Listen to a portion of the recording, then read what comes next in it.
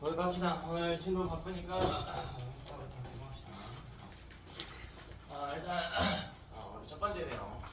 이제 전기적 성질이에요. 전기적 성질.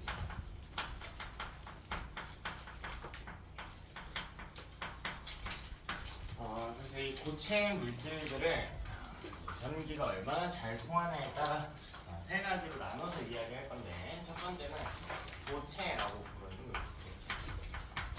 자, 고체는 전기 전도성이 매우 높은 물질입니다. 전기 전도성이 매우 높아요. 왜냐면 저항이 낮기 때문이야. 기본적으로 저항이 낮은 물질입니다. 자, 예시 볼까요? 금속들. 우리 앞부분에 했던 이 화학 파트가 이어지는 내용이죠. 금속 원소들은 상온에서 전기 전도성이 높다라는 이야기를 했었는데, 금속들이 대표적인 고체로 분류가 되겠다. 자, 두 번째는 반도체예요. 오늘 할 이야기의 메인이고요.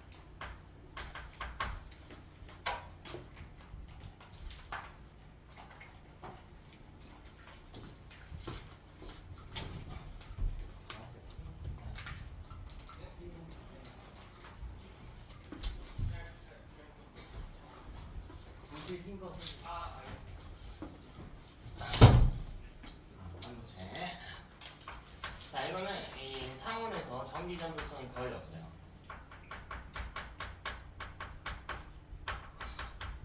거의 없습니다. 다만 언제 생기냐면 특정 조건, 온도가 증가하면 발생합니다.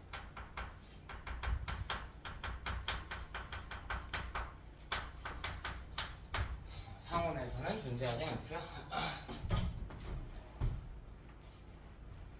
온도가 증가하면 생깁니다. 자, 예시 볼게. 14족의 원소예요. 규소나 우리 Ge, 저마듐이라고 있고요.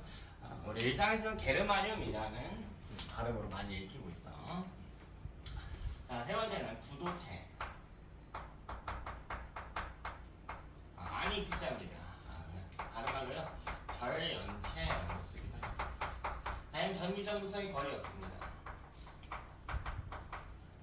반도체는 고체와 부도체의 중간 정도라고 생각하시면 됩니다. 왜 굳이 누구랑 가깝냐라고 한다면 부도체랑 좀 더 가깝습니다. 대표적인 예시, 우리 주변에 전기가 안 통할 때 쓰는 고무, 나무 이런 애들이 있습니다. 부도체. 자, 그다음 이걸 글로만 보지 말고 실제 이 저항을 살펴볼게요.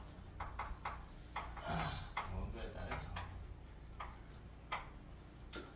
자, 보면 먼저 도체는요, 저항이 매우 낮아. 그러니까 온도가 증가할수록 저항이 증가하는 특성이 있어요. 이게 도체예요. 온도가 증가하게 되면 입자의 운동이 활발해지면서 전자의 흐름을 방해하게 되거든요. 그래서 이렇게 저항이 같이 증가하는 특징이 있다. 그렇다면 부도체와 반도체는 어떠한가 하고 볼까요? 반도체부터 볼게. 자, 도체보다 전기가 훨씬 안 통해. 그래서 저항이 좀 높아요. 여기서 출발할 거예요. 근데 온도가 증가할수록 저항이 낮아지는 특성이 있어요. 반도체. 이런 특성이 있어요. 얘는 이 입자의 운동이 활발해져서 전자의 흐름을 방해하는 것보다 일단 기본적으로 온도가 낮으면 전기가 안 통하거든. 전기가 통하기 위한 조건이 온도가 증가하는 거라서 온도가 증가할 때마다 저항이 낮아져요. 일단 자세한 이야기 조금 더 해드릴게요. 선생님, 그럼 온도가 증가하다 보면 반도체가 도체보다 저항이 낮아질 수도 있냐? 그 전에 보통 물질이 녹아요. 그래서 도체가 낮다라고 생각하시면 돼. 자, 부도체는 어떤가? 저항이 훨씬 높고요. 반도체랑 똑같이 온도가 증가할 때마다 저항이 감소하는 특성이 나타납니다. 그래도 너무나도 높다. 하나씩 이야기 좀 합시다. 자, 가장 먼저 반도체 이야기할 건데, 순수 반도체라고 이름하고 붙여볼게요. 순수 반도체. 다른 말로 고유 반도체라고도 부르는데, 여러분 순수 반도체만 알고 계셔도 됩니다. 자, 이건 뭐냐면 오로지 14족의 규소나 저마듐으로 구성이 되어 있다. 근데 우리 생각과 좀 달라. 반도체 하면 뭔가 전자기기 많이 쓰는 것 같고 전기가 잘 통하는 것 같은데 잘 안 통한대. 그럼 그 이유에 대해서 한번 볼 건데 그림으로 예시 들어볼게요. 규소를 해볼까요? 규소. 규소는요 14족이에요. 번호도 14번이에요. 그래서 284에 배치를 하게 됩니다. 실제로 얘는 준금속이거든요. 준금속. 우리가 배운 화학결합에 의하면 비금속과 비금속은 공유결합을 하고 비금속과 금속 사이에 이온결합을 한다라고 배웠어. 그럼 준금속은 어떻게 하나요? N은 비금속처럼 공유결합한다라고 생각하시면 됩니다. 얘는 공유결합하려는 경향이 좀 더 강해. 근데 공유결합할 때 공유하는 전자의 수는 뭐와 같다고 했냐면 부족한 전자의 수와 같다고 했거든. 껍질을 꽉 채우는데 전자가 몇 개 부족해요? 4개 부족하지. 그럼 얘는 4개를 공유하려고 할 거야. 이 모델을 살펴본다고요. 그럼 그림 한번 그려볼게. 규소 주변으로 원자과 전자 하나, 둘, 셋, 4개 이렇게 있고. 자, 이 구역에다가 규소를 막 깔아놓는 거야. 그럼 어떻게 되냐면 옆에 또 다른 규소가 와요. 그래서 얘랑 단일 결합을 하나 실시해요. 이렇게. 그럼 옆에 규소가 또 와. 밑에도 와요.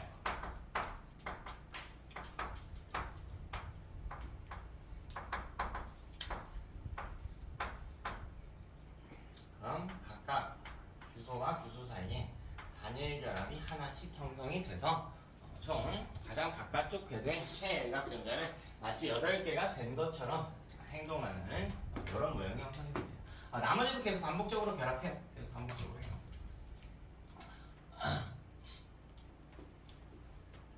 자, 그럼 이때 이 전기전도성이 떨어지게 되는 특성이 나타나는데 여기 있는 이 모든 전자들, 이 규소의 모든 최외곽 전자가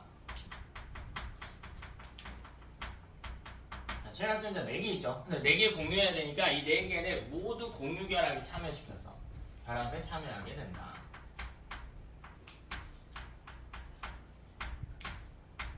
자, 이런 모습이 보이고 있습니다. 근데 여러분 우리 전류가 흐르기 위해서는 어떤 특징이 있어야 된다고 했냐면 전하를 띤 입자가 움직일 수 있어야 된다고 해서 전자가요 움직일 수 있어야 돼. 뭐 전자든 이온이든 움직일 수 있어야 돼. 근데 여기 있는 전자들은 모두 결합에 참여해 버렸단 말이야. 그럼 움직이기가 좀 힘들겠지. 여기 묶여있는 형태거든요. 계약한 거야. 너랑 나랑 하나씩 여기 내놓자라고 해놓은 거야. 그럼 거기 계약되어 있는 거 꺼내다 쓰면 안 될 거 아닙니까? 자, 그래서 얘네는 움직임이 좀 떨어져요. 이런 걸 뭐라고 부르냐면 전자의 자유도라고 불러. 이 자유도가요 떨어지는 편입니다. 이게 무슨 말인가? 전자의 자유도가 떨어진다는 건 전기 전도성이 낮아진다라는 말과 같다. 전기 전도성이 낮아지는 말과 같다. 네, 전자가 움직일 수 있어야 되는데 지금 결합에 묶여있기 때문에 움직일 수가 없겠다. 이게 첫 번째 이유고요. 첫 번째 이유. 자, 두 번째 관점에서 한번 볼게. 그렇다면 자유도가 높은 전자들도 있을 거예요. 결합에 참여하지 않은 이런 전자들. 자유도가 높은 전자의 특징을 한번 보여줄게. 자, A라고 하는 원소가 이렇게 있다고 해볼게요. 가운데 플러스 전하를 띠는 핵이 존재할 것이고 주변에 전자가 이렇게 돌겠지. 전자가 도는 궤도가 있겠죠. 몇 개씩 있겠지. 자, 그럼 보면 여기가 1번 전자라고 해볼게. 1번 전자는 핵과 가까워요. 그럼 잡아당기는 힘이 세겠지. 플러스와 마이너스를 띄는 입자들은 서로 다 끌어당기게 되는데 거리가 가까우니까 잡아당기는 힘이 매우 세다고요. 그럼 이 전자는 자유도가 떨어지는 전자야. 이해되니? 내가 막 잡아당기고 있으니까 잘 못 움직여요. 근데 이쪽은 바깥으로 나가보다 멀어졌으니까요. 잡아당기는 힘이 좀 약해져서 그럼 자유도가 증가했겠죠. 그럼 자유도가 가장 높은 전자는 누구냐면 가장 바깥쪽 궤도에 있는 전자가 자유도가 가장 높은 거야. 우리 이거 첫 주차 이야기했던 건데 바깥쪽 궤도에 있을수록 전자 에너지는 높아진다고 했단 말이에요. 첫 번째 궤도에 있는 전자 에너지를 내가 만약 100이라고 해볼게. 두 번째 궤도에 있는 전자 에너지를 400이라고 해볼게. 저 멀리 있는 전자 에너지를 2500이라고 해볼게. 내 목표가 뭐냐면 예를 들면 여기 전자가 있다고 해볼게. 자, 여기 있는 이 전자를 이쪽으로 보내게 되면 바깥쪽 궤도로 보내게 되면 얘는 핵이랑 멀어져서 잡아당긴 힘이 약해진다고. 그럼 얘는 자유도가 증가한 전자가 되는 거야. 근데 그러기 위해서 뭘 해야 되냐면 세 번째 궤도로 가기 위해서는 에너지가 2500이나 돼야 돼. 근데 두 번째 궤도에 있는 이 전자 에너지 400밖에 안 된다고 했잖아요. 그럼 얘한테 에너지를 줘야지. 얼마나 줘야 돼? 얼마 더 주면 될까? 2100만큼의 에너지를 줘야 될 거 아니야. 맞아? 자, 이렇게 생겨먹었다는 거야. 근데 여기 또 다른 원소가 있다고 해볼게. 만약 A가 아니라 B라고 해볼게. 그러면 이게 원자마다 가지는 궤도의 전자 에너지가 다르거든? 그럼 B라고 하는 이 원소는 두 번째 궤도에 있을 때 에너지가 500, 세 번째 궤도에 있을 때 에너지가 뭐 한 6000이라고 해볼게. 그럼 여기 있는 전자를 이쪽으로 옮기기 위해서 에너지를 줘야지. 얼마나 줘야 돼? 5500이나 줘야지. 그럼 A랑 B 중에 이렇게 자유도가 높은 전자를 자유전자라고 하거든요. 자유전자를 발생시키기 쉬운 놈은 A일까 B일까? A죠. 왜? A는 에너지 얼마만큼만 주면 되니까 2100. B는 무려 5500이나 줘야 된단 말이야. 됐어? 그래서 이 두 궤도 사이의 간격이 작을수록 자유전자가 발생하기 쉬운 구조거든요. 근데 이 14족은 14족의 주소 예를 들어봅시다. 자, 다른 관점에서 보는 거야. 자, 여기 안쪽 궤도라고 할게요. 여기 바깥쪽 궤도라고 할게. 요 둘 사이의 간격을 띠간격이라고 부르거든. 근데 이 띠간격이 너무 넓어요. 요거는 이제 물리원에서 조금 더 자세하게 다루는데 이제 안쪽에 있는 띠를 원자가 띠, 바깥쪽 궤도를 이제 전도띠라는 이름을 붙여서 쓰는데 띠 이름까지는 됐고요. 띠 간격 정도만 이해합시다. 띠 간격이 너무 넓어서 자유전자를 발생시키기가 어렵다는 겁니다.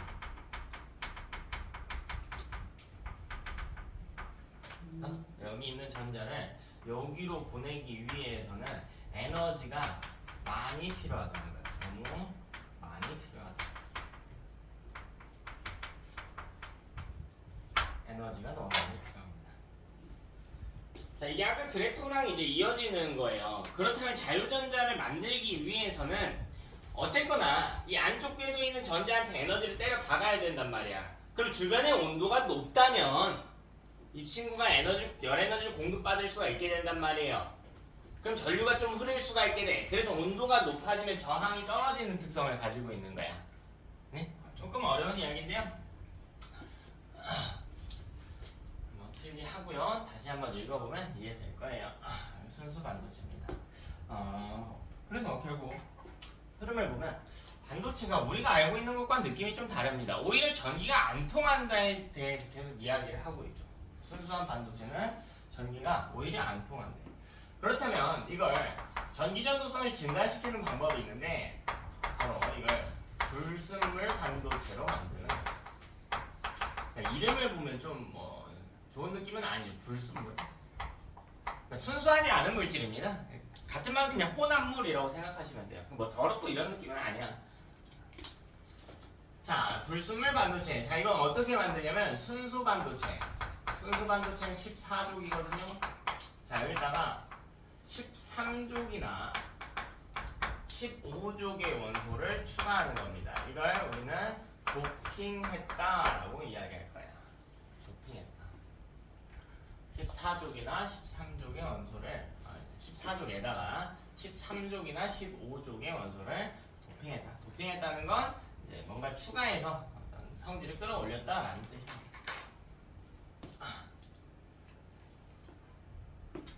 자, 그럼 이 내에서요, 첫 번째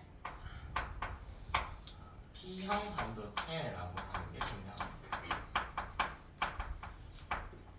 P형 반도체. 자, 이게 14족의 원소에다가 13족의 원소를 도핑한 물질입니다. 14족의 원소에 13족 원소를 도핑했다.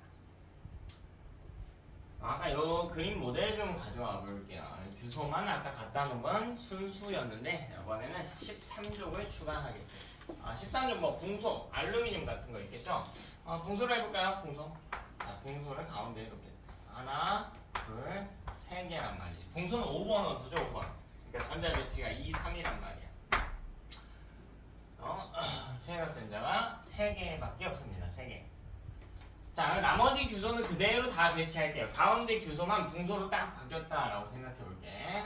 여기 하나, 둘, 셋, 넷. 자, 여기 규소도 하나, 둘, 셋, 넷. 여기 규소도요. 하나, 둘, 셋, 넷. 여기 위에 규소도 하나, 둘, 셋, 넷.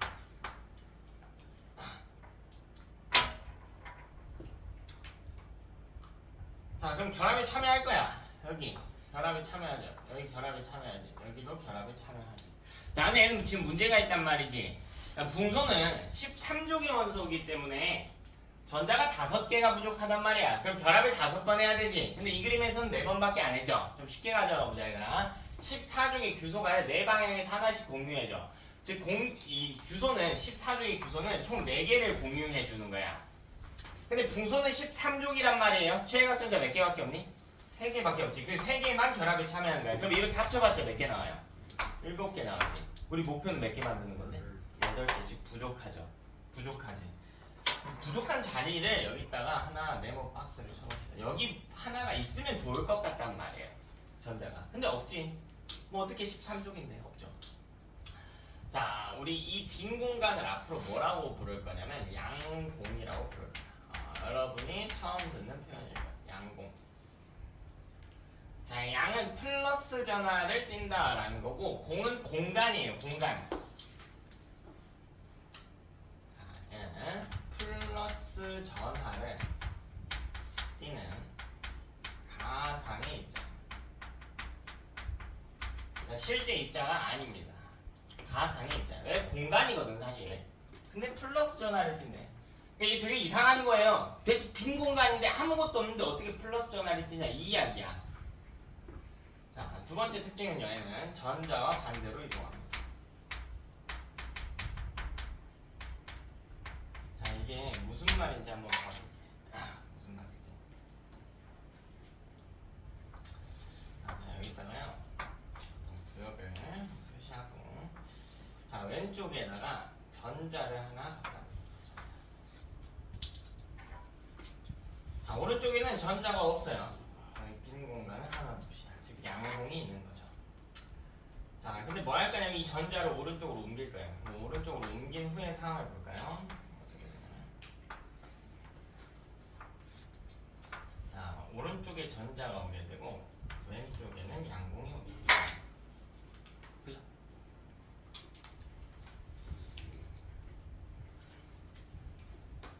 자, 그리고 이 각 박스에다가 전하량 표시를 해줄게. 자, 처음에 왼쪽 박스에는 전자 하나 있었거든. 그러니까 얘는 마이너스 1이에요. 전하가. 전자 하나당 마이너스 1이니까. 자, 오른쪽에는 빈 공간이 있었어. 사실 빈 공간의 전하는 0이지 0. 0인 거지. 뭐 없는 거잖아요. 자, 그럼 여기 밑에 그림에서 볼게. 왼쪽에 빈 공간의 전하는 0이야. 오른쪽에 전하는요 마이너스 1이죠. 마이너스 1. 전자 하나니까. 됐나? 자, 여러분 양공 너무 신경 쓰지 말고 그냥 빈 공간 아무것도 없다고 생각하세요. 자, 그러면 왼쪽만 한번 살펴볼게요. 왼쪽의 변화만. 이 왼쪽만 볼게. 자, 왼쪽의 전화는 마이너스 1이었거든? 근데 0이 됐지? 우리 이걸 지금까지는 어떻게 이야기했냐면 전자 관점에서 이야기를 한 거야. 전자만 보는 거야. 왼쪽에는 전자가 있었는데 없어졌죠. 전자를 잃었거든요. 근데 전자는 음전하니까 마이너스를 버렸기 때문에 전하량이 마이너스 1에서 0으로 증가했다라고 이야기했단 말이야. 전자를 잃으면 전하량이 증가한다. 되니? 자, 근데 이제 전자 보지 말고요. 양공을 보자는 거예요. 양공. 전자는 이제 없다고 생각하세요. 자, 왼쪽엔 근데 양공은 없었죠. 근데 양공이 생겼지. 그랬더니 전하량이 증가했잖아. 그럼 이걸 양공이 플러스 전하를 띄었기 때문에 양공을 얻었을 때 전하량이 증가한다라고 해석할 수도 있다는 거예요. 아, 물론 두 개를 동시에 해석하면 안 되겠죠. 그럼 왼쪽은 전자는 이렇고 양공은 얻었으니까 이만큼 증가하는 거야? 그게 아니고 둘 중에 하나로만 해석을 한다는 거예요. 둘 중에 하나로만. 양공 관점에서 해석하든 전자 관점에서 해석하든. 그래서 가상의 입자로 취급할 수 있다라고 하는 게 양공입니다. 그래요. 뭐 잘은 모르겠지만 어쨌든 대충 이해는 되는 것 같아요. 이런 느낌일 텐데. 그래서 양공이 뭐 어쨌다고요? 전기 이야기 하는데.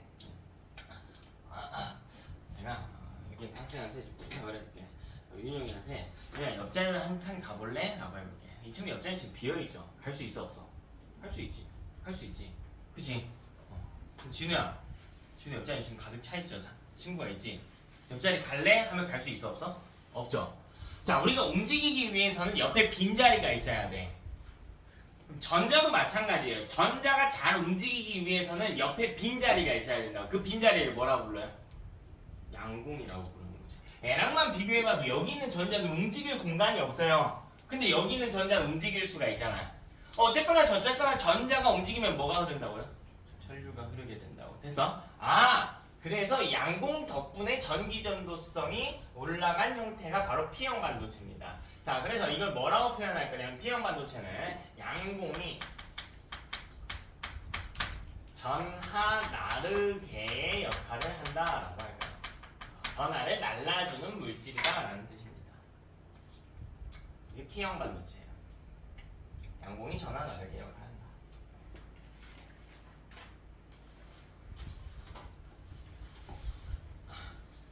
그래서 이 도핑을 한번 할 때마다 양공이 하나씩 추가되고요. 이게 장점이 뭐냐면 내가 전류를 잘 통하게 하고 싶다? 그럼 도핑을 많이 하면 돼요. 근데 조금만 통하게 하고 싶다? 그럼 도핑을 조금만 하면 돼. 이게 불순물 반도체의 장점이에요. 도핑한 정도에 따라 전기전도성 조절이 가능하거든. 자, 내가 이름 한번 볼게. 외우기 쉽게 이름 한번 볼게. 자, P형이라고 돼 있고 P는 뭐냐면 파지티브야, 파지티브. 파지티브야, 파지티브. 이거 플러스를 이야기하는 거야. 잘은 모르겠지만 플러스 전하를 띠는 입자가 메인이다 라는 거예요. 플러스 전하를 띠는 입자가 누군데? 양공이죠. P형에는 양공이 있어야 되는 거야. 됐어? P형에는 양공이 있어야 돼. 그럼 이 양공이라고 하는 걸 발생시키는 걸 다시 한번 만들어보자. 상황을. 자, 양공을 만들려면요 14족의 원소가 기본이야. 일단은 이건 순수 반도체가 필요하니까 베이스는 14족이에요. 근데 이거 원자과 전자 4개지. 근데 여기다가 뭔가를 도핑을 했을 때 우리는 빈자리가 있어야 돼. 8개 있으면 꽉 찬 건데 빈자리가 있게 만든다고. 즉 최행각 전자를 몇 개로 만든다고요? 7개로 만든다고. 그럼 여기서 필요한 전자 수는 3개지. 그러니까 13족 원소를 도핑하는 개념인 거죠. 논리적으로 외워보면 그게 어렵지 않다. 자, 두 번째. 자, 불순 반도체 두 종류예요. 두 종류. N형 반도체입니다. 자, 눈치 빠른 친구들은 찾겠지만 P형이 파지티브라면 N형은 네거티브겠죠. 네거티브. 그럼 가운데 원소를 15족 원소로 바꿔주면 돼요. 얘는 14족 원소 순수 반도체에다가 15족을 도핑한 거야. 15족의 원소를 도핑한 거야. 가운데요. 여기 P가 있다고 할게. P. 15족. 근데 원자과 전자가 5개란 말이에요. 그럼 하나, 둘, 셋, 넷, 5개 이렇게 있겠지. 5개. 그 4가지 방향의 규소를 깔아놓자고. 규소. 하나, 둘, 셋. 자, 여기도요 규소. 하나, 둘, 셋. 자, 여기도 규소. 하나, 둘, 셋. N형은 P형보다 쉬워요. 여기 규소.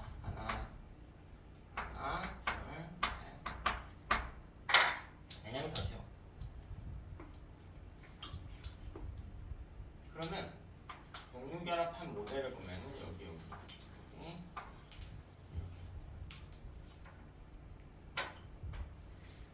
그래도 구조적으로 생각해보면 구조를 생각해보면 어렵지가 않아.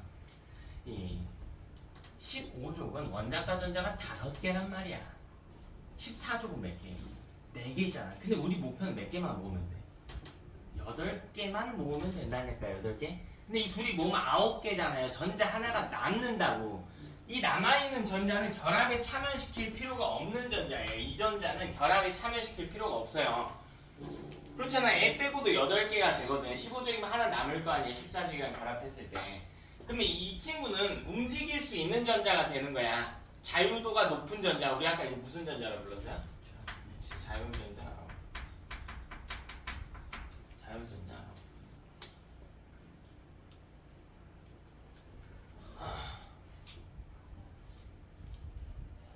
그럼 N형 반도체의 핵심은 무엇인가? N형 반도체에는 자유전자 덕분에 전류가 흐른다고.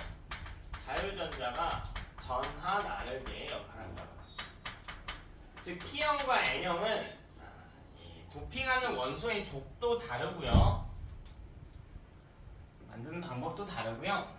또 이 전하 나르기의 종류도 달라. N은 양공, N은 자유전자. 그러나 P형이든 N형이든 양공이든 자유전자든 전기 전도성을 증가시킨다라는 특성이 있다고. 순수 반도체보다 전류가 더 잘 통한다라는 특성을 갖습니다. 됐죠? 그래서 우리 반도체 두 개 이야기해봤습니다. 자, 다음 내용으로 넘어갈게요. 자, 이번에는 두 개의 반도체를 붙여서 쓸 거예요. 자, 이걸 뭐라고 부르냐면 PN 접합 다이오드라고 불러요. PN 접합 다이오드.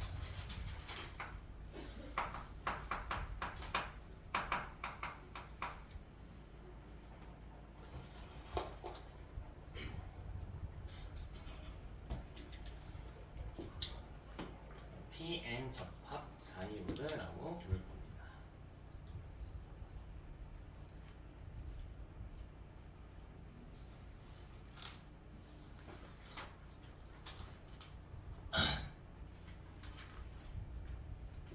첫 번째 PN 접합 다이오드는 이 방향에 따라 두 가지 유형으로 나누는데, 첫 번째는 순방향 전압이라는 표현으로 쓸 때가 있어요. 순방향, 제대로 돼 있다는 거예요. 제대로 돼 있다고.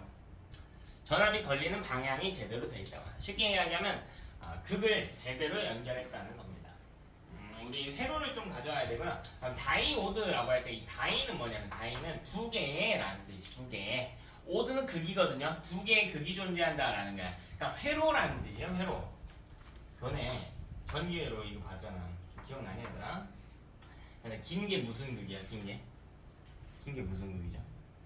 플러스 극. 기억해야 돼. 짧은 건 마이너스 극이란 말이야. 회로에 표시할 때. 자, 이 회로에다가요, P형 반도체랑 N형 반도체를 같이 써볼 거야. 자, 어떻게 되는지 볼게. 자, 플러스 극, 마이너스 극. 자, 플러스 극 쪽에서 도선이 이렇게 나와서요, 자, 연결이 됩니다. 네, 플러스 극에서 나온 이 도선과 P형 반도체가 연결이 되어 있어. P형 반도체. 자, 그리고 여기 마이너스 극에서 나온 도선과 N형 반도체가 연결이 되어 있습니다. 자, 이게 PN 접합 다이오드의 순방향 전압이 걸릴 때의 그림이에요.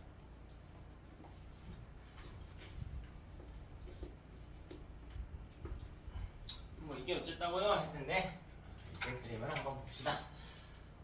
P형 반도체는 누가 존재하냐면 양공이 존재해. P 파지티브 양공 플러스 전하를 띠는 양공이 존재합니다. 양공이 존재합니다.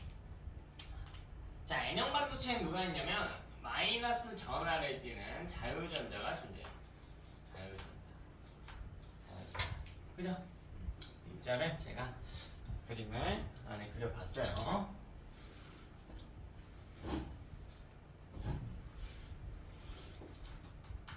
자, 그럼 이때 무슨 일이 있는지 한번 같이 봅시다.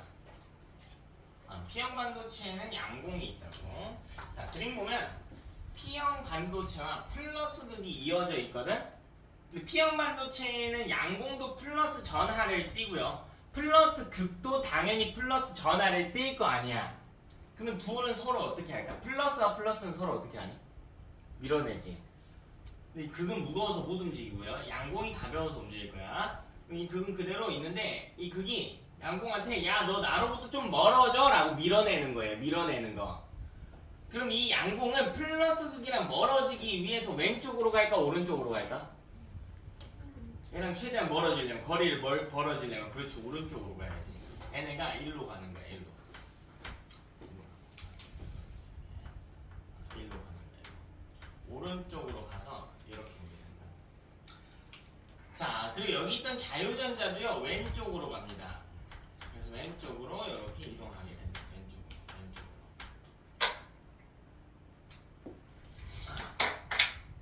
양공은 오른쪽으로, 자유전자는 왼쪽으로 오게 되면서, 자, 둘 사이의 거리 한번 표시해 볼게요. 원래는 이 정도의 거리였거든요. 근데 극이 걸리게 되면 둘 사이의 거리가 줄어들어요. 요만큼으로. 거리가 줄어들고 있지. 양공과 자유전자 사이의 거리가 줄어듭니다. 자, 이 거리를 접합면이라고 부를 거야. 자, 이때 무슨 일이 일어나냐면 접합면의 두께가 감소한다라고 이야기할 거예요. 접합면의 두께가 감소한다. 자, 쉽게 이야기하면 양공과 자유전자가 가까워졌다라는 뜻이야. 접합면의 두께가 감소했다. 양공과 자유전자 사이의 거리가 가까워졌다.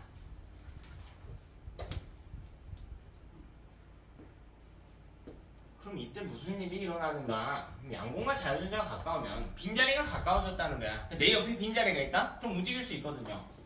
그죠? 근데 빈자리가 저 멀리 있대. 그럼 못 움직이지 거기까지. 너무 머니까. 맞아? 그럼 이때도 보면 전자랑 양공이 가까워졌으니까 둘이 위치를 바로 바꿀 수가 있게 돼요. 즉 무슨 일이 일어나냐면 이때 여기 있던 전자랑 양공이 양쪽으로 서로 이동하면서 자리를 바꾸면서요 전하를 띤 입자가 움직여요. 따라서 이 경우에는 전류가 잘 흐를 수가 있습니다. 전류가 잘 흐르게 됩니다. 이게 순방향 전압이 걸릴 때에 대한 이야기입니다.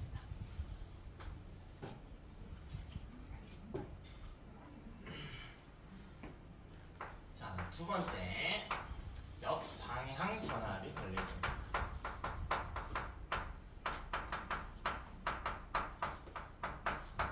역방향 전압이 걸릴 때는 어떻게 되는가?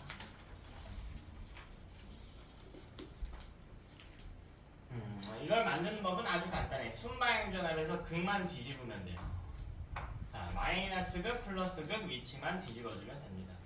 자, 그럼 역방향은 어떤 특징이 나타나야 되냐면 마이너스 극에서 나온 이 도선이 P형 반도체랑 맞닿아야 돼. 이게 P형 반도체랑 맞닿아야 돼. 자, 그리고 플러스 극에서 나온 김 쪽에서 나온 이 도선은요 N형 반도체랑 맞닿아야 됩니다.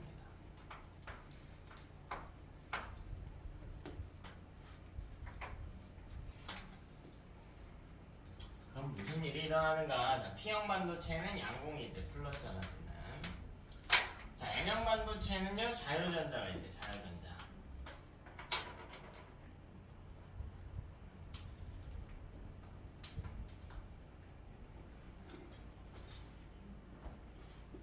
이번에는 도선이 연결된 걸 보면 마이너스 극과 P형 반도체가 연결되어 있고 P형 반도체 안에는 플러스 전압이 된 양공이 있다고. 그럼 마이너스랑 플러스는 서로 끌어당기게 된단 말이죠. 그럼 P형 반도체에는 이 양공들이 다 마이너스 극 쪽으로 이동하게 돼. 이렇게 움직여요. 이렇게 움직여. 얘도 이렇게 움직여. 자, 그리고 여기 N형에 있는 자유전자도 마찬가지야. N은 플러스 극이랑 도선으로 연결되어 있거든. 그럼 플러스 극 쪽으로 끌려가려는 움직임이 생겨. 자, 이 자유전자는 오른쪽으로 움직이게 됩니다. 그럼 이때 이 둘 사이의 간격인 접합면 두께가요 원래보다 더 넓어지게 되겠지. 원래보다 더 넓어지게 됩니다. 자, 이건 우리는 접합면의 두께가 증가했다라고 할 거야.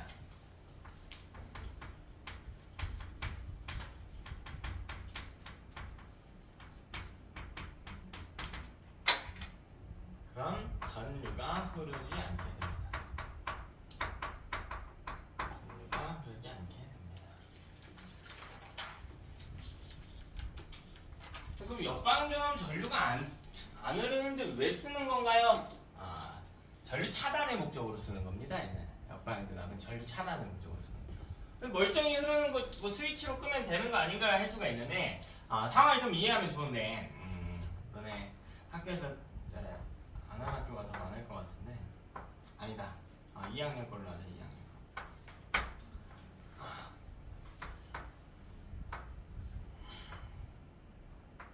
네, 이렇게 생긴 기구 본 적 있죠. 전동기라고 불러요.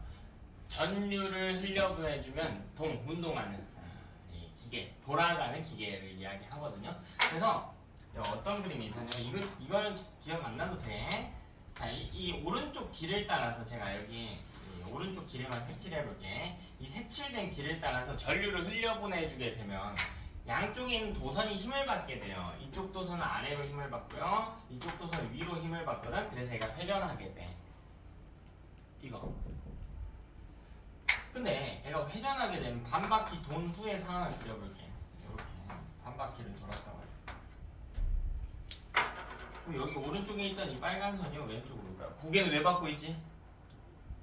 선아, 고개 왜 받고 있어? 왜 들어? 자, 오른쪽에 있던 게 반바퀴 돌아서 왼쪽으로 오게 돼. 그럼 왼쪽, 이 오른쪽 길에다가 지금 우리 전류를 주입하고 있단 말이야. 이번에는 왼쪽으로 전류가 들어가게 된다고. 네? 반바퀴 돌았으니까, 회전했으니까요. 전류가 도는 방향이 달라지는 거야. 그리고 처음에는 이렇게 돈단 말이에요, 전류가. 근데 이게 반바퀴 돌아가면은 이쪽으로 돈다고. 이렇게 돈다고. 즉, 아까랑 전류가 흐르는 방향이 달라졌단 말이지. 좀 헷갈리면요. 일자도선에서 볼게요. 일자도선에서 보면 처음에는 전류가 오른쪽으로 흘렀다가 이제는 왼쪽으로 흐른다는 거야. 또 반바퀴 또 돌아가면요. 다시 오른쪽으로 흘렀다가 다시 왼쪽으로 흘러간다라는 거야. 자, 우리 이걸 뭐라고 부르냐면 교류라고 부를 거야. 교류라고 부를 거야. 그리고 일직선으로만 흐르는 건 직류라고 부를 거야. 직렬, 병렬 아니야. 일자로 연결된 것, 여러 길로 연결된 직렬병렬 이야기가 아니고 흐르는 방향이 일정하면 직류고요. 변화하면 교류야. 근데 이 교류는 어떤 특징이냐면 효율이 매우 떨어지는 전기예요. 직류에 비해서 효율이 떨어져. 근데 우리 뒷파트에 배울 건데요.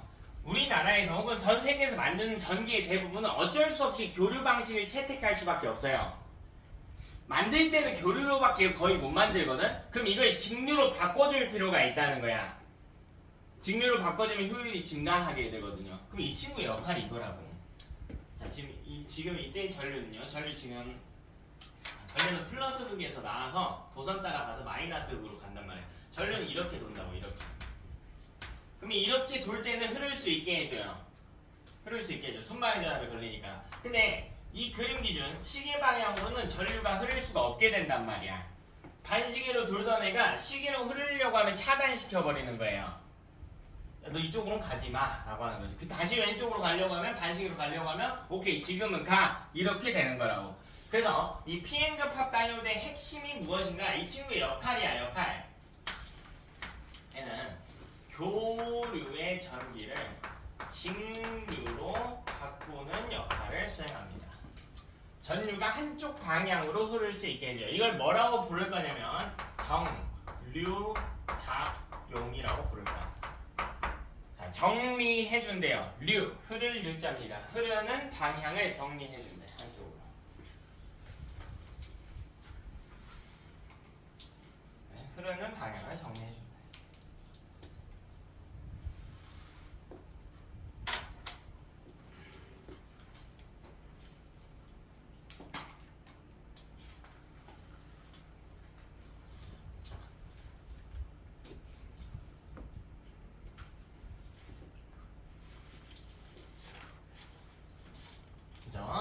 이렇게 하면은 우리 반도체 이야기 다 했고요.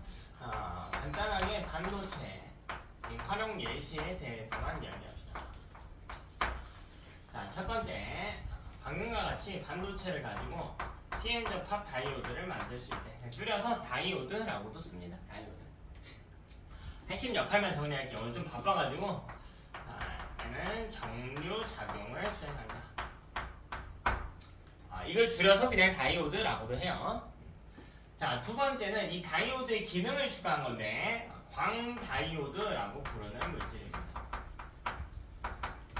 자, 얘는 뭘 하는 거냐면 빛 에너지를 가지고 빛 광자예요. 전기 에너지로 전환하는 장치입니다. 태양 전지, 태양광 판넬 여러 대 했습니다.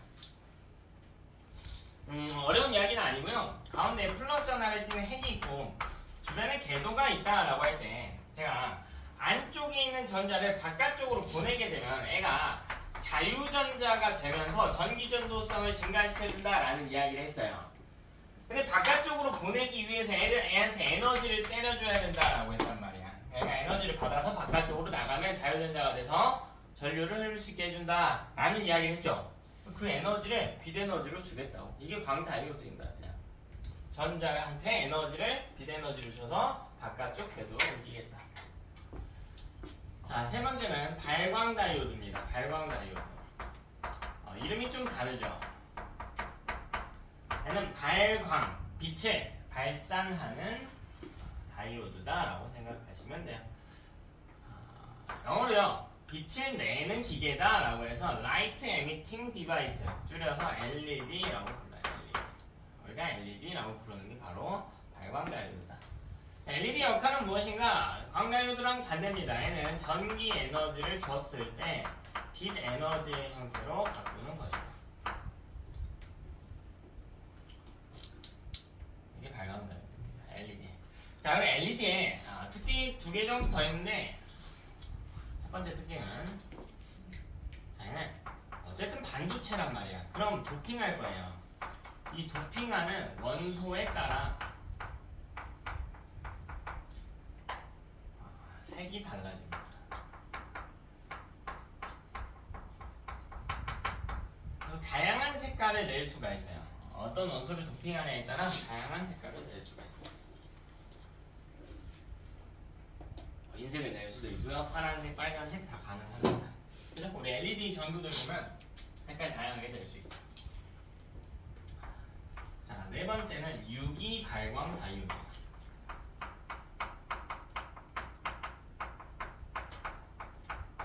우리 유기라는 표현은 저번 주에 썼거든요. 오늘 이따가도 쓸 거야. 통합과는 계속 이어지는 거니까 복습 많이 하셔야 돼요. 저번 주에 우리 유기물이라고 해서 생명체 내에 존재하는 탄소 화합물, 그 중에 단위체 반복적 결합으로 형성된 물질, 예시로는 탄수화물, 단백질, 지질, 핵산이 있었다. 이게 유기물이야. 생명체에 들어가는 핵심적인 물질이 유기물이에요. 그럼 얘는 뭐냐면 발광 다이오드의 생명체의 특성을 접목시킨 겁니다. 생명체의 특성이 뭔데요? 잘 구부러지고요, 유연하죠. 그래서 얘는 주로 어디다가 쓰냐면 구부러지는 디스플레이 같은 데 화면, 구부러지는 화면. 뭐 요새 뭐 TV나 컴퓨터 모니터 같은 거 보면 커브드 모니터라고 해가지고 구부러져 있는 것들이 많이 보이죠. 그게 다 유기 발광 다이오드. 영어로 OLED라고 그래. OLED. OLED 하면 꽤 많이 들어봤죠. 그게 유기 발광 다이오드. 유기물이 영어로 오르가니즘이거든요. 그래서 OLED라고 씁니다. 자, 다섯 번째는 트랜지스터라고 부르는 물질. 트랜지스터. 이거 굉장히 중요한 물질이야. 자, 두 가지 역할을 수행하는데요. 첫 번째는 신호를 증폭시키는 작용을 합니다. 여러분 중학교 때 이 귀의 구조에 대해서 배웠을 텐데 고막에서 진동을 감지하면 고막에서 감지한 진동을 귓속뼈라는 곳에서 15배에서 20배 정도 진동을 증폭시킨다. 뭐 이런 내용 배웠거든. 그런 역할을 하는 게 바로 트랜지스터입니다. 자, 그리고 스위칭 작용을 할 수가 있어. 스위치 작용. 얘는 자동화를 할 수가 있어. 껐다 켰다 할 수 있다는 거야. 스위치 작용. 아주 중요한 전자 부품이고요. 사실 거의 모든 전자기기에 트랜지스터는 필수로 들어가야 됩니다. 신호를 증폭시키는 작용이 꼭 필요해서 너네 옛날 컴퓨터 같은 거 보면 등치가 막 이렇게 컸단 말이야. 뒤통수 이따시만 늘어나 있는 거 다 본 적 있어? 요새 다 컴퓨터 화면도 그렇고요, 본체도 그렇고 좀 얇아져 있는 추세인데 옛날 것들 보면 다 크단 말이에요. TV도 그렇고요. 그 이유가 트랜지스터가 다 커서 그랬어. 트랜지스터. 핸드폰도 막 거의 무전기인지 핸드폰인지 구분 안 되는 것들 많았단 말이에요. 그게 다 트랜지스터가 커서 그런데 이 트랜지스터가 소형화가 될수록 전자기기도 같이 소형화가 됐고 그걸 제일 잘하는 기업이 이제 우리나라의 삼성이 전 세계적으로 제일 잘하거든요. 삼성이 반도체로 돈 많이 벌었다 하는데 정확하게는 반도체 중에 트랜지스터로 제일 많이 벌었습니다. 자, 이렇게 해서 우리 전기적 성질 넘어갑시다. 다음 내용으로 갈게요.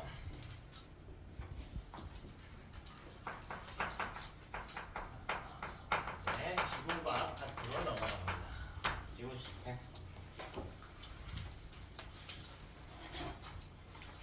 지구과학 파트로 넘어간다. 지구가 가장 먼저 어떻게 나눠지는지, 시스템 내에서 어떤 번역으로 나눠지는지 이야기를 할 거고요. 두 번째로는 그런 지구를 어떻게 먹여 살리는지 에너지 공급에 대한 이야기를 할 거고 마지막으로는 지구 내에서 물질들이 어떻게 움직이고 순환하는지 이야기를 할 겁니다. 근데요, 어렵지 않아요. 자, 첫 번째 번역을 나눠봅시다. 첫 번째 번역, 자, 바로 기권이에요. 근데 왜 어렵지 않다고 하냐면 너네 이거 다 배우거든, 중학교 때. 2단원에서 배웠단 말이에요, 기권. 자, 기권 약 1000km까지를 이야기하죠. 지면으로부터 1000km까지는 기권입니다. 자, 1000km보다 더 멀리 있으면 외권으로 불려요, 외권. 자, 그리고요, 이때 이 안에 들어가 있는 기체 성분 비를 보면 질소, 산소 순으로 등장하죠. 세 번째 마루곤 이렇게 가는데 거기까지 됐고, 질소와 산소. 질소가 약 78%, 산소가 21% 정도. 이건 기본 상식이니까 좀 외우시고. 중학교 딴 거예요. 부탁할게. 자, 이때 우리 이 기권을 1000km나 되는 기권을 4개의 층으로 나눴었단 말이에요. 자, 나누는 기준이 뭐냐면 온도예요. 높이에 따른 온도 변화입니다.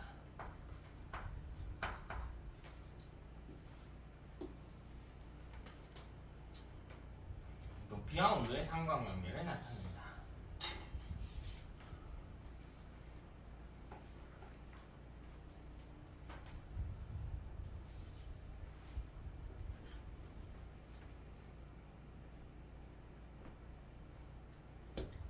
그죠? 저거 이해를 여기다가 전열기를 하나 설치할게요. 난로를 하나 설치할게요. 그리고 여기다가요 철판을 하나 설치할게요.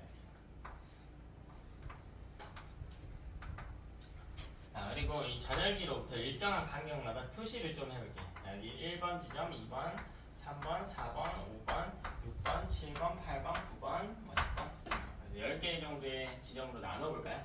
나눠볼게요. 지금 날 더워 죽겠는데. 그치? 유서야, 몇 번에 서 있을래? 날 더워요. 어? 1번? 날 더운데. 이거 난로인데요, 선풍기. 10번에 서 있을래요? 10번에 서 있으면 좀 더울 텐데. 자, 왜 더운지 한번 볼까요? 자, 여기 제일 더운 건 어디니? 1번이죠. 왜? 이 난로가 열 에너지를 많이 내보내거든. 그러니까 열 에너지를 이렇게 쏠 거거든. 그렇죠? 이렇게 쏠 거거든요. 근데 10번이 제일 시원한 거 아닌가 하겠는데 아니지. 철판은 난로에 의해서 데워져 있거든. 난로만큼은 아니더라도. 그럼 애도 열 에너지를 내보낼 거야. 물론 난로가 보내는 에너지보다는 그 양이 어때? 작겠지만, 그치? 그러니까 애도 열 에너지를 이렇게 내보낼 거야. 그러니까 10번에 있는 건 그렇게 좋은 선택은 아닙니다. 더워요. 더워. 진우야, 너 어디 서 있을래? 7번 정도가 제일 적당할 것 같네요. 근데 가운데인 5번은 아니지. 왜요? 아무래도 중간에서 난로가 보내는 에너지가 더 많으니까 중간에서 철판 쪽에 조금 더 가까운 지점이어야겠지. 그러니까 뭐 6번, 7번, 8번 정도가 될 거란 말이야. 지금 이게 무슨 이야기 하는 거냐면 얘가 태양이에요. 얘가 뭐예요? 지구예요. 이렇게 보내는 에너지는 사실 열 에너지가 아니고 태양 복사 에너지인 거지. 이렇게 보내는 에너지는 지구 복사 에너지인 거지. 그냥 이거를 눕혀보는 거야. 이걸 눕혀보는 거야. 여기 철판이 다시 이렇게 있고 여기 태양이 있다는 거야. 태양이. 그럼 여기서 올라갈수록 처음에는 여기 10번, 9번, 8번, 7번이니까 여기까지 올라갈수록은 온도가 떨어지는 거예요. 오히려 시원해지는 거라고. 지면으로부터 벗어나는 거니까요. 근데 이 7번에서 1번 쪽 이렇게 가잖아? 그럼 너무 가까워지는 거야. 그럼 이렇게 가면 온도가 증가하게 된다고. 처음에는 온도가 감소하다가 나중에는 올라갈수록 온도가 증가하는 형태의 그래프가 나와주면 된다고. 근데 실제 그래프는 여러분 이미 다 배웠지. 중간에 한 번 더 꺾여요. 저 내용과 부합하지 않아요. 이렇게 그려진단 말이야. 그치? 왜 우리는 이렇게 그려지는지, 중간에 있는 변수는 무엇인지 이런 걸 공부하는 파트였다. 가장 먼저 맨 아래층에 대한 이야기를 해보면, 자, 여기는 우리가 대륙권이라고 불렀어. 중학교 때 한 거니까 후딱후딱 할게. 복습 열심히 하셔야 돼. 기억 안 나는 친구들은. 자, 대륙권 올라갈수록 기온이 하강하는 특징이 있습니다. 올라갈수록 기온이 하강합니다. 자, 그 이유가 무엇인가? 지면으로부터 벗어나기 때문에 대륙권 가장 밑에는 태양 영향을 안 받는 층이야.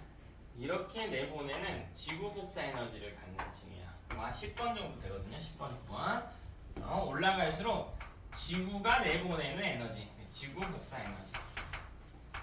지구 복사 에너지가 줄어들기 때문이다. 따라서 올라갈수록 기온이 상승한다. 자, 그렇기 때문에 나타난 두 번째 특징이 있는데 밀도 차에 따른 대류 현상이 일어납니다.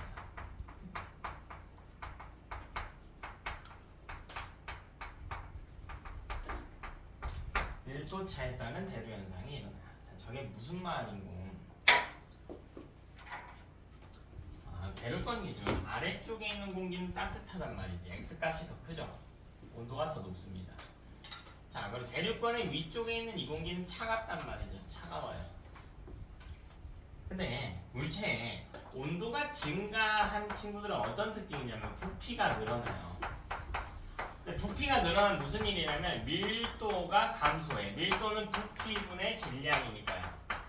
부피분의 질량이니까.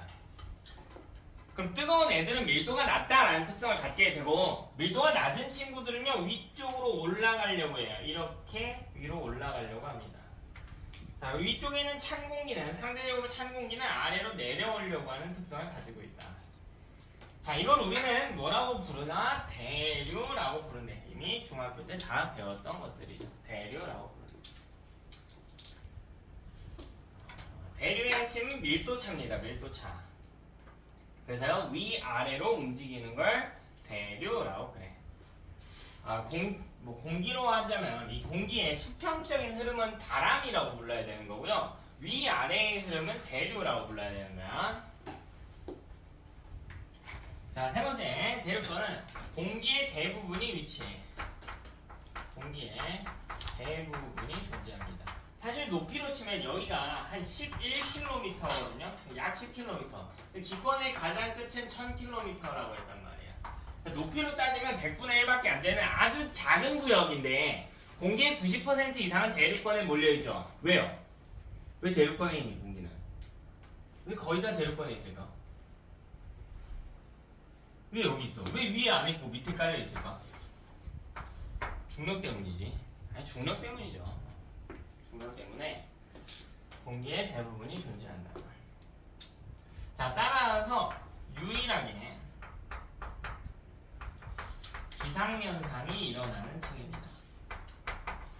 기상현상이 일어나기 위해서는 수증기가 필요한데요. 수증기를 포함한 대부분의 공기는 대륙권에 위치하기 때문에 대륙권에서만 기상현상이 일어난다. 자, 두 번째 번역 볼게. 성층권이라고. 성층권.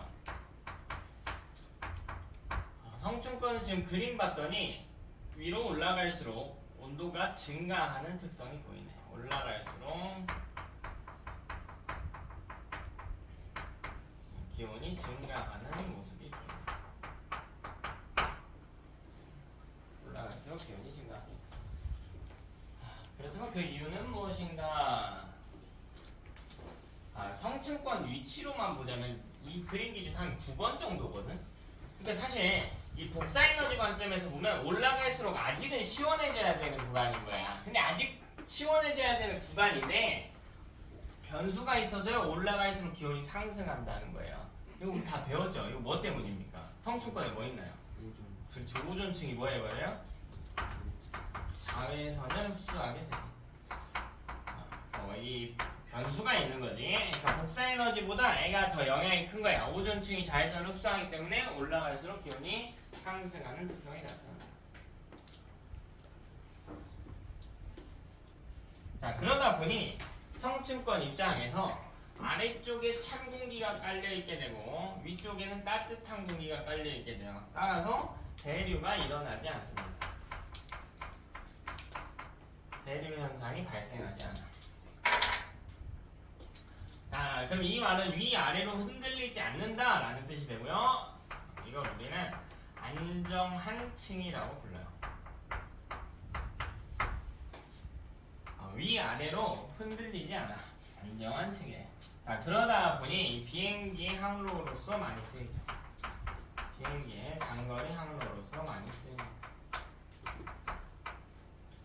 뭐 가까운 데야 그냥 대충 날면 되겠지만 거리가 꽤 된다면 성층권에서 날아줘야 된다고.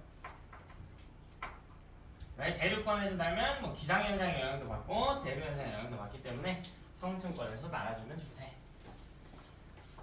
자, 그 다음 여기 높이상으로 한 40, 50 정도까지도 잡아요. 여기는 중간권이라고 불러. 중간권. 자, 이 중간권은 올라갈수록 기온이 떨어지네. 왜 떨어지나요?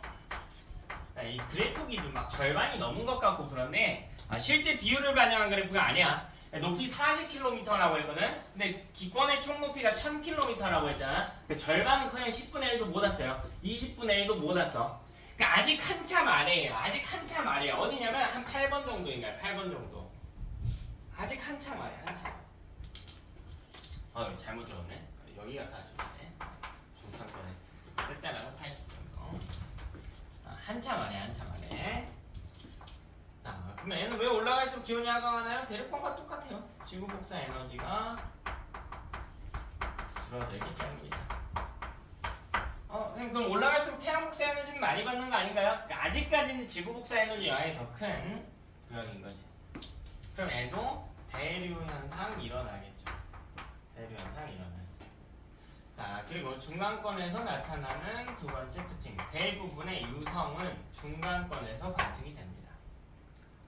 대부분의 유성은 중간권에서 관측이 돼요. 물론 이 덩어리가 너무 크다면 뚫고 내려와가지고 성층권까지도 올 수 있겠지만 대륙권까지도 올 수 있겠지만 대부분 중간권에서 다 소멸돼요. 유성은. 자, 가장 위쪽 열권입니다. 열권. 자, 열권은 올라갈수록 기온이 상승하네. 자, 왜 그런가? 올라갈수록 태양과 너무 가까워져. 태양 복사 에너지가 증가해요.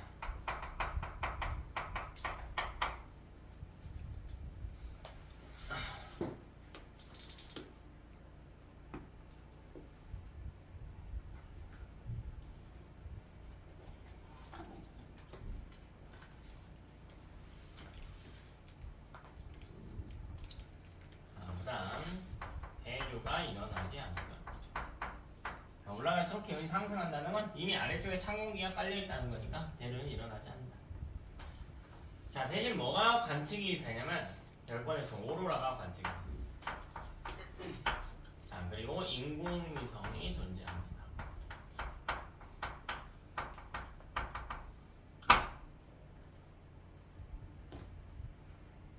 마지막 특징. 열권은 공기가 너무 희박해요.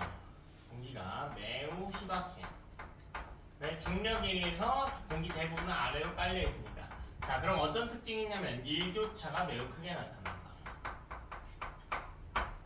공기가 너무 적어가지고 금방 데워지고 금방 식어버려. 따라서 일교차가 크게 나타난다.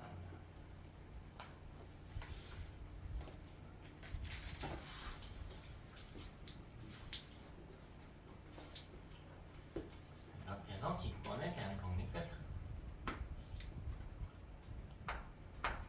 두 번째, 수권으로 넘어가겠습니다. 수권. 자, 수권은 물이에요. 물. 말 그대로 물입니다. 이거 조금 헷갈려하는 친구들이 있는데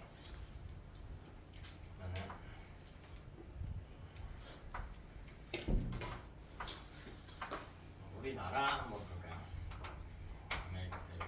자, 우리나라랑 이 왼쪽이 중국 그리고 인도네시아, 유럽 국가들, 자, 이렇게 포함한 커다란 대륙을 우리가 유라시아 대륙이라고 하고, 자, 여기 큰 바다 열려있죠? 우리나라 오른쪽으로 태평양이라고 하는 큰 바다 열려있지. 친구들이 착각하는 게 뭐냐면, 선생님 그럼 태평양은 수권이고 유라시아 대륙은 당연히 직권이겠죠? 라고 하는데 그게 아니야. 그게 아니고 수권은 물이라니까요. 물. 바다가 아니고 물이라고. 그래서 대륙에 물 있어 없어? 대륙에 물 없어? 지금 앞에만 나가도 탄천이 있을 텐데, 그죠? 여기 물 있잖아. 여기 어딘가에 막 물 다 흐르고 있잖아. 이런 거는 다 수권으로 분류하는 거야. 무슨 말인지 알겠죠? 바다가 수권이 아니야. 육지에도 수권이 분포하는 겁니다. 자, 그럼 이때 존재하는 물의 비율을 봅시다. 자, 바닷물이 가장 많고요. 그러다 보니까 우리가 좀 간과하는 거지. 바닷물이 가장 많아요, 해수가. 자, 그 다음 담수. 자, 담수 심심할 담자입니다. 짜지 않다. 육지에 있는 물을 이야기합니다. 혹은 육지에 있다라고 해서 그냥 육수라는 이름을 붙이기도 해요. 근데 이때 담수는 형태가 또 여러 개로 나눠지는데 담수 내에서도 가장 먼저 빙하. 그 다음 호수나 하천, 하천에 지하수. 마지막으로 호수나 하천수.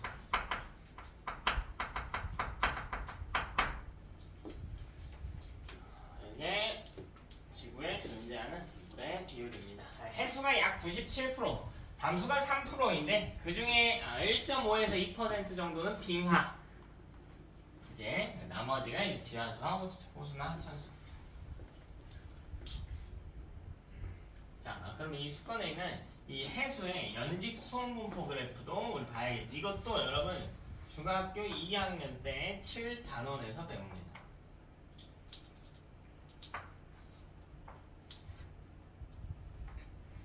이것도 구조를 이해하면 굉장히 쉽거든. 바닷물이 이렇게 있다고 해보자. 핵심 원리는 뭐냐면요, 태양이 들어올 거야. 바닷물의 온도 변화를 관측한대. 얘는 깊이에 따른 온도 변화를 관측한대. 깊이에 따른 온도 변화를 관측한대. 근데 바닷물의 온도를 바꿀 정도면 그 정도에 관여할 수 있는 에너지는 태양 에너지밖에 없다고요. 그래서 태양 에너지가 들어올 거야. 또 어느 지점까지 들어오고 이 밑으로는 안 들어올 거야. 그래서 이거를 층을 나눠본다는 거야. 그러니까 이 밑에는 태양이 안 들어오는 층인 거고, 여기 태양이 안 들어오는 층인 거고. 자, 이 윗구간은 태양이 들어온단 말이죠. 근데 태양 말고 뭐까지도 고려할 거냐면 바람까지도 고려할 거야. 바람은 태양보다는 깊게 못 들어가. 한 여기까지밖에 안 들어가. 바람이 불면 더 시원해지나요? 아니지. 바람이 분다고 시원해지는 게 아니라요, 이 바닷물이 섞이죠. 섞이지. 바람에 의해서 섞이죠.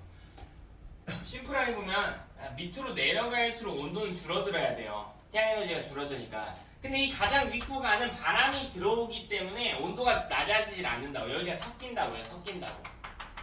이걸 그래프로 나타내겠다 했던 게 중학교 2학년 때 한 거죠. 처음 구간은 깊어져도 온도가 안 변해. 자, 위쪽 물은요 뜨거워요. 뜨거워. 뜨겁지? 네? 태양 에너지가 가장 많이 들어오니까. 근데 깊어지더라도 온도가 내려가진 않아. 태양 에너지는 줄어드는데 온도는 안 내려가요. 왜? 바람이 섞어주거든. 자, 우리 가장 위층을 뭐라고 불렀니? 가장 위에 있는 2층을 혼합층이라고 불렀죠. 그치? 이름만 보면 보이잖아. 혼합이 된대. 혼합이. 물이 혼합된대요. 바람에 의해서. 따라서 혼합층을 깊이에 따라서도 깊이에 따른 수온이 일정합니다. 그 이유가 무엇인가? 바람의 혼합 효과 때문이다. 바람의 혼합 효과 때문이다.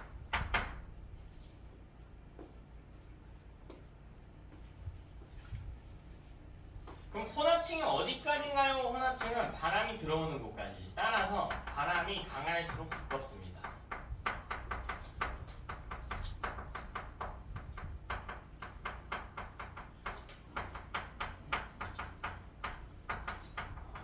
지금 이 바닷물의 깊이별 온도 변화의 그래프를 보여주고 있는데, 이 혼합층이 다 고정되어 있는 게 아니라 몇 미터까지인데요? 그건 어디냐에 따라 달라. 바람이 센 동네는 좀 두껍다는 거고, 바람이 약한 동네는 혼합층이 얇게 발달한다 라는 겁니다.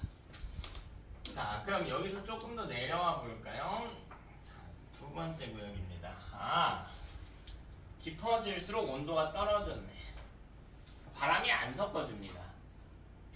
자, 이 두 번째 층은 우리가 뭐라고 부르냐면 수온약층이라고 부르죠. 수온약층. 자, 이 수온약층은 깊어질수록 수온이 하강한다.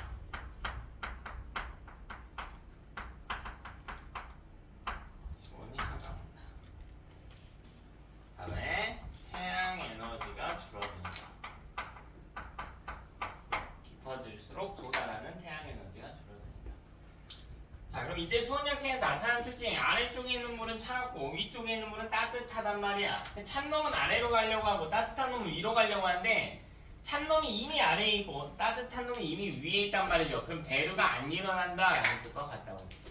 그래프가요 성층권과 똑같죠. 지금 성층권과 똑같이 왼쪽 아래를 향하고 있죠. 저희는 대류가 일어날 수가 없어요. 그럼 안정한 층인 거지. 안정한 층. 안정한 층. 성층권과 비슷하다. 근데 안정한 게 뭐 무조건 좋고 나쁘고 이런 이야기가 아니야. 그냥 위아래로 흔들리지 않는다는 거죠. 그러니까 오히려 이게 어떤 역할도 수행하냐면 안정하면서요. 혼합층과 심해층의 둘 사이를 이 둘 사이에 물질과 에너지의 교환을 차단하는 이런 특징도 나타나게 됩니다. 물질이나 에너지 교환을 차단해버려. 그러니까 뭐 여기 예를 들면 심해층에 어떤 물고기가 있다라고 해보자. 물고기가 있다라고 해보자. 그러니까요 이렇게 올라가려고 그래. 근데 못 올라간다고. 못 올라가요. 왜 수온약층이 위아래로 흔들리질 않아. 그냥 거의 단단하게 굳어있는 층이에요. 여기서 탁 막혀버린단 말이에요. 물질도 그렇고 에너지도 그렇고 뭐 물고기도 그렇고 여기 안에 있는 물질도 그렇고 뭐 좋다 나쁘다 이런 이야기가 아니고요. 특징이 있는 겁니다. 자, 그 다음 아래쪽으로 일정한 그래프. 자, 요거는 심해층이죠. 심해층. 자, 심해층은 수온이 일정해요. 자, 왜 일정한가? 여기는 태양 에너지가 도달하지 않기 때문이에요. 그러니까 태양 에너지 도달량이 0이에요. 그럼 더 깊어져도 똑같이 0이거든. 이 밑으로는 어차피 0이란 말이야. 이 심해층이 시작한 이 점 밑으로는 어차피 태양 에너지 도달량이 0입니다. 0보다 적게 도달할 수는 없으니까요.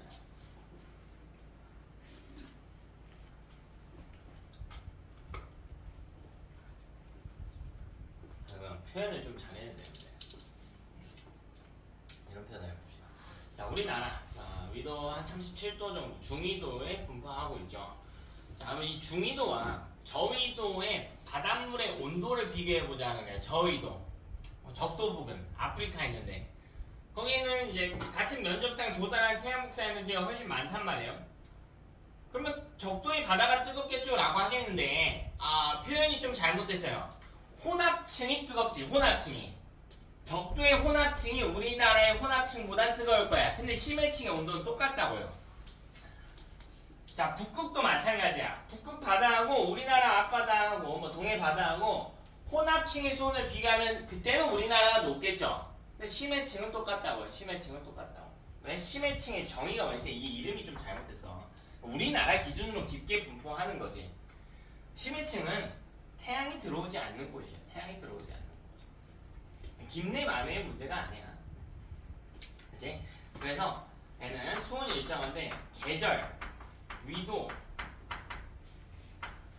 무관합니다. 계절이나 위도와 무관하게 수온이 일정합니다. 보통 심해층 온도는 2도씨로 고정됩니다. 여름이 뜨겁네, 겨울이 뜨겁네 이런 거 없다. 이런 거 없다.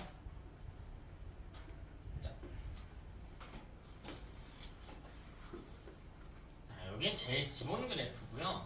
근데 아까도 이야기했다시피 뭐 혼합층도 그렇고 나머지 층도 그렇고요. 요 그래프가 실제로 우리나라 가서 측정할 때 중위도의 특징이라고 해볼까요? 중위도. 중위도의 그래프라고 해봅시다. 이게 중위도의 그래프예요. 우리나라 앞바다. 근데 아프리카 앞바다는 다를 거라고 그래프가. 다르겠죠? 그럼 어떻게 다른가 하고 표시를 해보자는 거예요. 어떻게 다른가 하고 표시를 해보자고. 저위도의 특성 봅시다. 우리나라보다요 같은 면적에 도달한 태양 복사 에너지가 더 많아. 저위도, 적도, 아프리카 이런 동네들. 그러니까 혼합층의 온도는 높겠죠. 태양 복사 에너지가 많이 들어오니까. 근데요 혼합층이요 얇아요. 여기서 끝나버려. 그래서 나머지 그래프는 똑같이 이렇게 이어집니다. 자, 이 빨간색 그래프가 저위도 그래프가 됩니다. 저위도의 특성이 뭐가 있냐? 저위도. 얘는 태양 에너지의 양이 일단 많아요. 그래서 혼합층의 수온이 높습니다.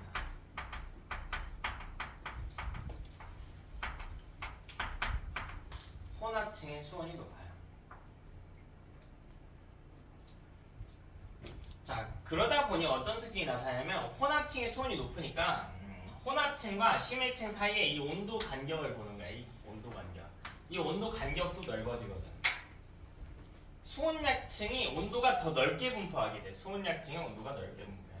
따라서 수온약층이 발달하는 특성이 있어. 수온약층이 발달했다의 기준은 온도차가 크다라는 거거든. 온도차가 크다. 이게 저위도의 특성입니다. 그럼 중위도는 어떤가요? 중위도는 바람이 셉니다.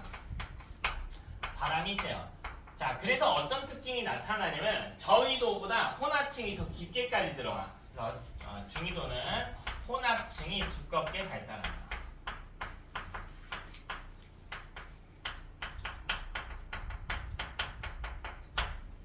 혼합층이 두껍게 발달한다. 고위도는요, 극지방, 북극, 남극 이런 동네. 거기는 애초에 햇빛이 안 들어와. 거의 안 들어와. 햇빛이 안 들어오면 심해층이라 했단 말이야. 그럼 처음부터 심해층이야. 얘는 심해층이 깊게 있는 게 아니야. 얘는요, 혼합층이건 수온약층이건 햇빛이 들어와야 되는데 애초에 햇빛이 안 들어와요. 이게 고위도 그래프예요. 파란 그래프가. 여기서부터 겹치는 거야. 심해층 온도 라인에서 겹쳐요. 고위도는 층상 구조가 없다라고 그래. 그래서 이 위도별로 나타나는 해수의 연직 수온 분포 그래프도 같이 관측을 해봤습니다. 직관과 수관의 내용 제일 많고요. 나머지는 많지는 않으니까 10분 쉬었다가 25분 되면 딱 시작할게요.